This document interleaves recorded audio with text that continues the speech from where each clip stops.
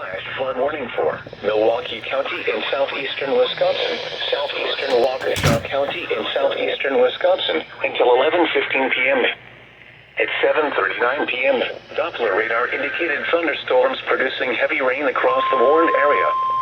Between 1 and 2 inches of rain have fallen. The expected rainfall rate is 1 to 1.5 inches in 1 hour. Additional rainfall amounts of 1.5 to 3 inches are possible in the warned area. Flash flooding is ongoing or expected to begin shortly. Hazard: flash flooding caused by thunderstorms. Source: radar. Impact: flash flooding of small creeks and streams, urban areas, highways, streets, and underpasses, as well as other poor drainage and low-lying areas. Some locations will experience additional rainfall amounts of 1.5 to 3 inches are possible in the warned New Berlin, Brookfield, Greenfield, Menominee Falls, Oak Creek, Muskego, South Milwaukee, Cudahy, Whitefish Bay, Greendale, radar, Sussex.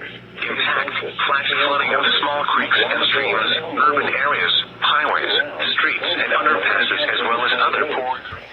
Most of flood deaths occur in vehicles.